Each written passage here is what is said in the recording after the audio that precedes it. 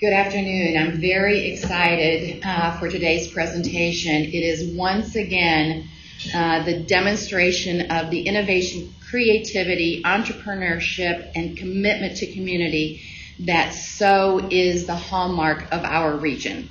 Ross Brosmer is the Director of Sales at Save EVAC, bringing over 12 years of experience in the technology sector. He joined Save EVAC after witnessing a live demonstration of the system, convinced firsthand of its impact on safety and evacuation readiness. Ross now leads sales efforts to bring that same technology to organizations nationwide. I almost said worldwide, but that's next. Okay, so please welcome Ross Brosmer.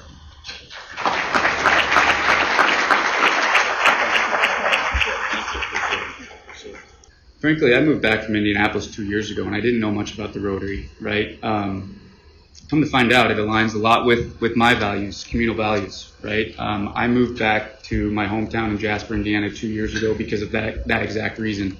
And in chatting with Marshall further and doing a little bit more research on the Rotary, I think it aligns very well with my values as well as Save EVAC's. As I kind of a little background story as to how I got connected with Save EVAC. Like I said, I moved back to Jasper 2 years ago. I was working remote. I was in the server virtualization space for 12 years with a manufacturer that was headquartered out of Indianapolis. Really no intent to leave. It was a great product, and frankly, I liked that organization and that job as much as you can really like a job. I had been approached late 2025 to jump ship and climb aboard with Save EVAC. And I was skeptical. I had a good thing going. Finally, after a few different meetings, they asked me to go see the deployment at Jasper High School, which is soon to go live this year. We're also installing at Forest Park as well as the Jasper YMCA, and we're spreading throughout the state as well. And seeing that live demonstration, it moved me. It's very meaningful, and I quickly realized that I wanted to be a part of it. I said, send me an offer, let's go to work. Because this affects the community, right? We work with law enforcement agencies, we work with schools, we work with local officials, 911, first responders, etc., to build a better community and improve outcomes of emergencies. When we think about emergencies, right? Let's say, God forbid, there's an emergency that happens here, whether it is a fire, a medical emergency, or God forbid, an active shooter. Where do you go, right? When emergencies take place, it instantly causes confusion, and there's an information issue, right? There is a gap in communication between knowing the nature, location of threat or emergency, and subsequently knowing what to do about it. Okay, not only within the building for building occupants, but also with regards to first responders. Response times can take minutes, sometimes hours. Okay, occupants don't know where to go.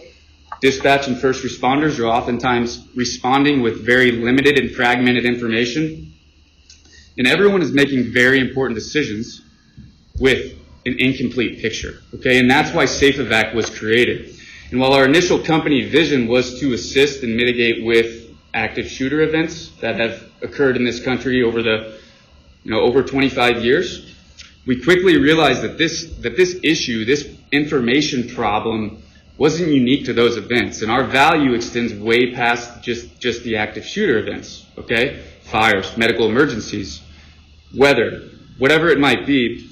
Every single emergency causes a communication gap. And that's the gap that we fill. That's the issue that we solve, is that information problem. And really our mission is very, very simple: improve the outcome in any emergency. Okay? We collect data. At our core, what we're doing here is we collect data, we process it quickly, and we distribute it quickly to the right people at the right time, so that we can radically reduce response times, both to building occupants as well as first responders. Okay, so when everybody shares that same situational awareness, decisions become faster, responses are more coordinated, right? And then ultimately outcomes improve, all right? And what is Save EVAC? I keep rambling on and on. So we are an intelligent life safety system and a dynamic evacuation system as well. Okay? So we are designed to enhance, not replace, your emergency response plan, your life safety plan.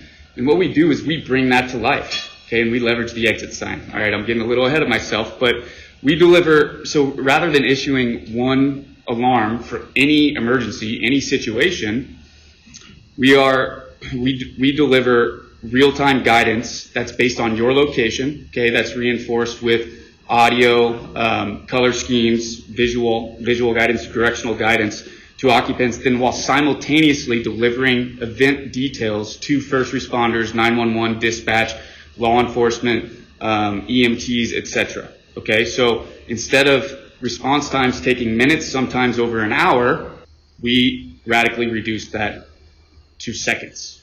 Okay, so how we are collecting data, I mentioned that we collect data, we process it, and then we distribute it. How we're doing that within the building is through our intelligent exit signage that acts as an entire system throughout the entirety of the building. Everything is connected. All of our signs are connected via low voltage Cat 6A cabling, which there are some benefits that I'll go into here in just a second with regards to that. But we leverage the exit sign. This is something that has historically been a static light fixture within every single building, right? We asked a simple question: how can we get more out of that sign, right? And we turned it into an intelligent and dynamic communication device. All right, we also leverage 3 other variations of our signs. The supplemental sign that typically goes into office spaces or classrooms or anywhere that there is not an exit sign today. We also have a 4-way intersection sign and then entryway signs as well. Every single one of these signs here has a 2-way speaker microphone. Okay, it has a camera as well. We also have a LED lighting system that is multicolored, and I'll go into that here in just a second as well. And then our patented strobe technology as well. And so because our signage acts as a system that exists throughout the entirety of the facility, we understand, and our software understands, the geometry of the building. Okay? And so all the guidance that it distributes to building occupants is specific to their exact location as well as the threat's location. Okay? So let's say that there is a fire or an active assailant. As that active assailant moves or as that fire grows, the dynamic guidance also updates. Again, it's dynamic, right? So it will adjust according to the threat moving. Okay? And so because we understand the geometry of the building, it also updates in real time. All right? So that means, let's say in a school, 2 classrooms just down the hallway from one another could receive totally different instructions and guidance because of their location as well as where the threat exists. Okay. So lastly, before I move on to the next slide, Save EVAC can be used proactively as well. And I was chatting with Marcia about this earlier. I think that this is extremely powerful, and I foresee in certain use cases, depending on the vertical, this system being used proactively almost more than reactively. Okay. For instance, if there were, let's say, a medical emergency in this room, you can simply talk to the sign using a wake word similar to Hey Siri, right? Hey Alexa, and that will instantly connect you with our human in the loop within our 24/7 operations center, so that we can quickly guide EMTs to that exact location using the fastest route there. Okay, and that's pretty powerful. Okay, again, this will vary depending on the type of use case that we're in, but I do foresee this system being used proactively just as much as it is reactively. Okay,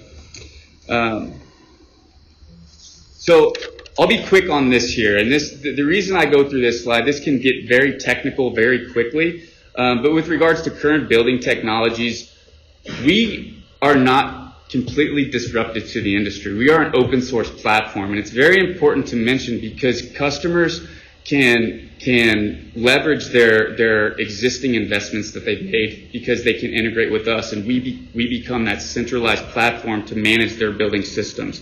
And that's why we became an open source platform. With regards to the low voltage Cat 6A cabling, When customers install that, they are in essence future-proofing their building, because if you're familiar with the low voltage cabling, it's really the future, right? And so that infrastructure is in place to streamline integration as technology advancements occur. And so rather than replacing those existing investments, you can just bring them into our system and you can manage them from our user interface. And so we're very, very simple to integrate with. There are 3 levels of fire integration, okay? And there's 2 levels of access control integration. I don't want to go into too much detail here, but it's all based on company preference. Again, I mentioned earlier, we don't dictate your emergency response plan or your life safety plan. We enhance that. So we follow your guidance as it pertains to deploying our solution within your facility. Now, we can recommend one way or the other, but the reality is it comes down to your policies, and we enhance that within our system. Okay? So we tailor it to meet your policy's needs. Okay. So let's quickly walk through what actually happens during an emergency, from detection all the way to communication. All right? Everything that we do can be really summed up into 4 layers within our sequence. Okay, detection, verification, response, and communication. The last 2 here that you see highlighted in green, these happen simultaneously. Okay, and that's kind of the value here is how we bridge that gap. And highlighting this sequence here really helps outline how we solve that information problem. Okay, so let's start with detection. So any event starts with detection. Okay, there's a multitude of ways that our system can detect a threat, or it can be activated, woken up, if you will. Okay? Gunshot detection, fob-initiated alerts, wake words, chosen wake words by the customer, and then other systems that we integrate with, current systems or future systems. So regardless of how the alert begins, Save EVAC's Operations Center, with our human in the loop, immediately places eyes and ears on the impacted area for a quick resolution, and that helps with the verification process. And so this is one of the biggest differentiators of our system, okay? AI is quickly coming, right? And technology is incredibly valuable. But AI alone still means too many false positives. And one of the biggest differentiators for us is that we have a human in the loop for verification purposes, to ensure that we minimize the false positives, we help guide response, and we are accurate with the type of response that we initiate. Okay? So we use live audio, video, facility information, and then also establish response policies dictated by your policies to determine whether an event should trigger a building response. Okay? So as an event is detected, we move into verification mode. Okay, and our operations center will immediately have eyes and ears on that. So this human-in-the-loop approach significantly improves accuracy while also ensuring the appropriate response. So once an event is verified or authorized, the system moves immediately into response mode. So these are the response types that you would see within our user interface. Okay, I'm not going to harp on these too much, but I just wanted to give you guys a visual with regards to fire, dynamic evacuation, lockdown, shelter, hold, and secure. And then we leverage a universal coloring scheme that everybody is familiar with. The beauty of our system, although there is an immense amount of depth to it, and I could talk all day about it, and it's really tough to kind of allow you guys to conceptualize it within a 30-minute period, but we've also made it very, very simple to understand, right? It's accessible for all occupants, where green means go, yellow means caution, red is danger, and then we've incorporated blue to indicate shelter in place. The patented strobe, I mentioned patented strobe technology, which can be seen here on the right, and what those are meant for is to ensure accessibility for individuals that might be colorblind or hearing impaired. Okay, so we train occupants on these patented strobe patterns. Okay, and so the important part here is that this guidance is dynamic. These signs can change colors depending on if a threat or an emergency is growing or moving. Okay, so people aren't simply told to evacuate. right? They're told where to go, what to do, based on where they are and the danger, where the danger exists as well. So while we are distributing that guidance to building occupants, and not only, let me go back here, not only are we distributing this guidance to building occupants, but we're also delivering it to first responders, whether it's EMTs or police departments, okay?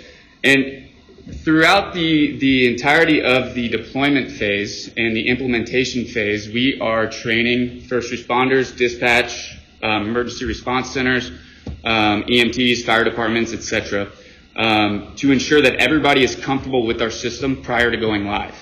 It's very important. And throughout those trainings, we found that a lot of the law enforcement agencies and the dispatch value the system just as much as building occupants, because when everybody else is going to green, they're going to red, right? And what we provide them is clarity, coordination, speed, for hopefully a very quick resolution, right? And so after a response is initiated, again, we're simultaneously delivering event details to those first responders. We deliver a packet of information to first responders, and that includes a map of the building, the facility, as well as the last known location of the emergency or threat, and then also live camera footage of that general area. And as that threat moves, we can track it. We have eyes and ears on it. So we give law enforcement, first responders, or EMTs speed, clarity, coordination, right? Which is something that they've lacked within, if you look at some of these active shooter events that have taken place. I'll name one specifically, Uvalde, and I hate to use kind of piggyback off of that tragedy. I did present, and we have a deployment in Uvalde, Texas. But that is one particular use case where there is a lot of confusion. The district, the law enforcement agencies, I think there might have been 4 or 5 state, local, federal law enforcement agencies that didn't know where to go. They didn't know what was going on. And that is one particular use case that I think, our technology would have been very meaningful to assist in improving that outcome. It's dynamic, and we have eyes and ears on that situation, right? And so we would have provided speed and clarity. It's always tough to talk about those scenarios, right? But I think it's important that we understand and we adapt why they happened. Because I think this information problem is one that a lot of people don't realize exists, okay? A lot of current technologies today, and I'm not slinging mud here, a lot of current technologies today stop at detection or just notification, right? And what we do is we bridge all of that, okay? And telling people where to go based on nature of threat, their location, and threat's location. Okay, so it is very meaningful. And these events that take place, whether it's whatever emergency it is, it affects our community, right? And that's something that I think we as a company understand in coordinating with the local authorities to make sure that they're trained. The faculty members are very comfortable with how they're going to interact with the system as well, the students, the parents, all of it, okay? And so that's really, guys, what I wanted to go through here today is kind of build awareness around what we're doing, because again, it is very meaningful, and we bridge a gap that not many people realize is a gap. And again, what we do here is we're shortening response times by a pretty wide margin, okay? So instead of that response time taking minutes, sometimes over an hour, similar to the Uvalde situation, it happens in seconds, okay? So emergencies create an information problem, right? Save EVAC solves that problem. We deliver information quickly, we collect it, we verify it, we distribute it, okay? So Marcia, again, I thank you very much. Lee, Taylor, Jim, thank you guys very much, and I appreciate everybody listening. I think there might be a Q&A here as well, right?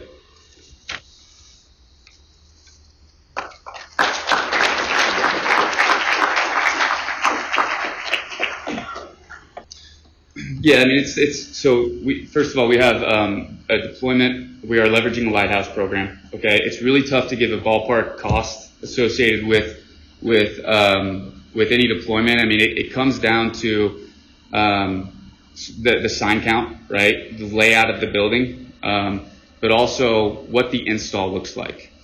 Because we're low voltage Cat 6A cabling retrofits, which is what Jasper did. Jasper High School has a retrofit, but we are installing at Forest Park High School as well, which is a renovation. So there are some meaningful cost savings associated with new builds or renovations, right? The variable there is going to be within the install cost. And so it's really tough to gauge. I mean, I will say with regards to the Lighthouse program, which we're leveraging now, we get pretty creative, right?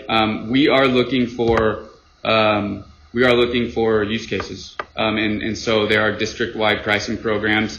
I think with regards to a ballpark price, it's really tough to put a number on it. What we typically look for is a floor plan of a building. And that will at least help us build a preliminary design for a budgetary quote. Yeah. So that is a close to a 500 sign deployment, which that particular deployment is about 1.2 million, right?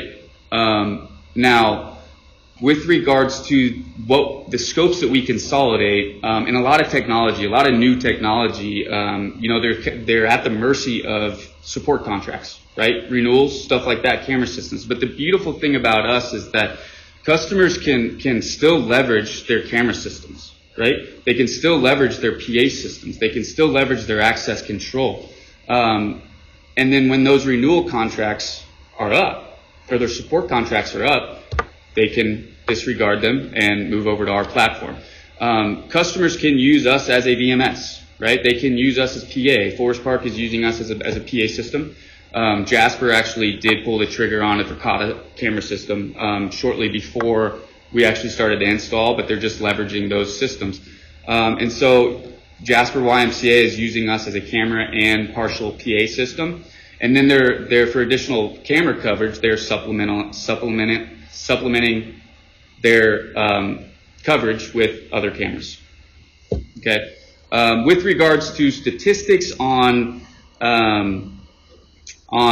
use cases that have occurred in the past, it's really tough to put a number on that, right? I mean, in terms of how many lives would we have saved?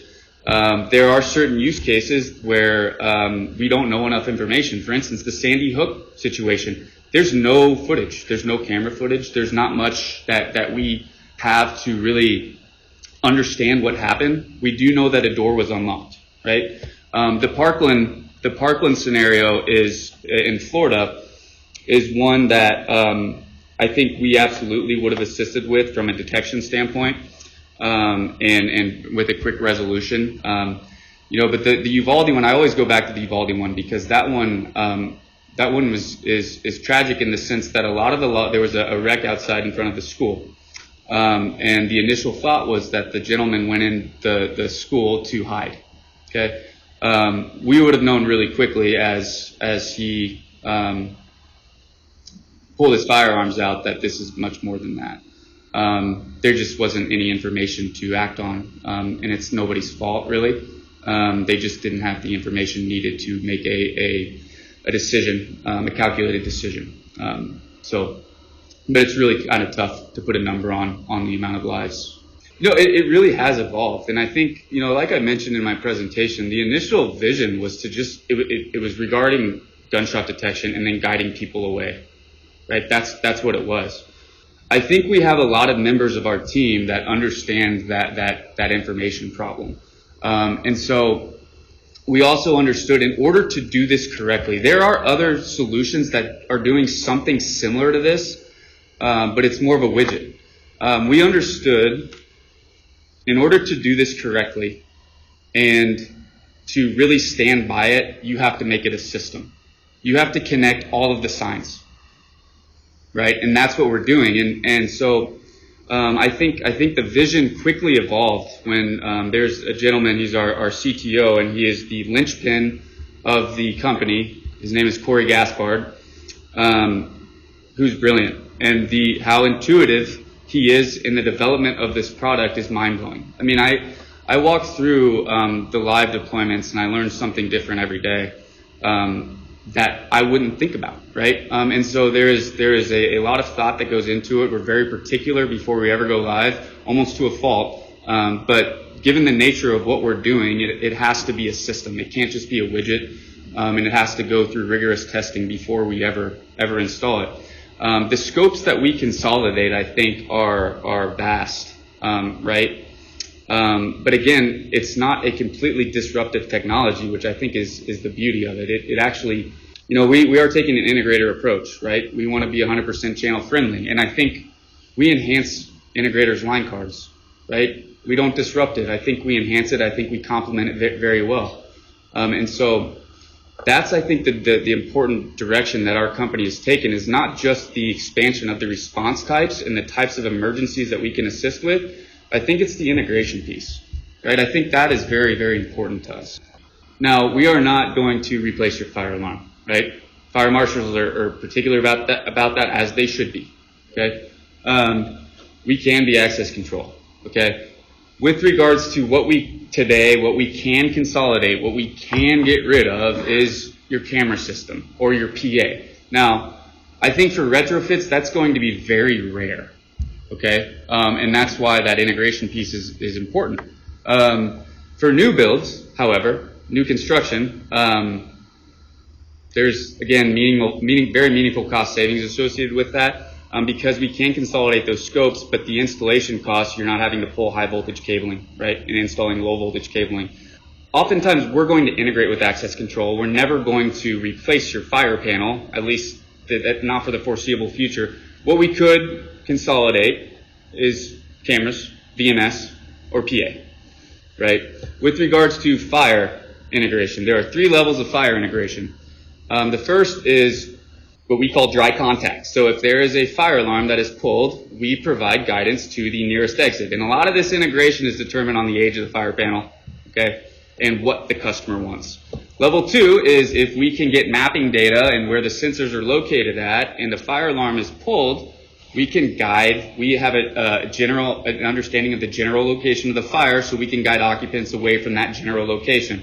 And the third is what we call silence alarm. Okay, so NFPA 72, if you're not familiar with it, allows for up to a 3-minute delay with between when an alarm is pulled and that alarm actually going off.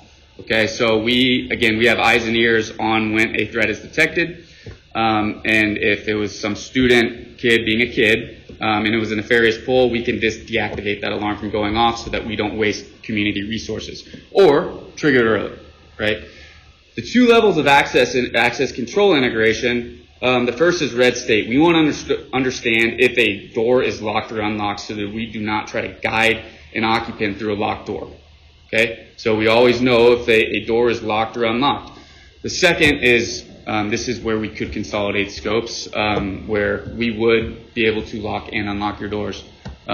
So again, most of the time with access control, we're going to integrate with their current access control.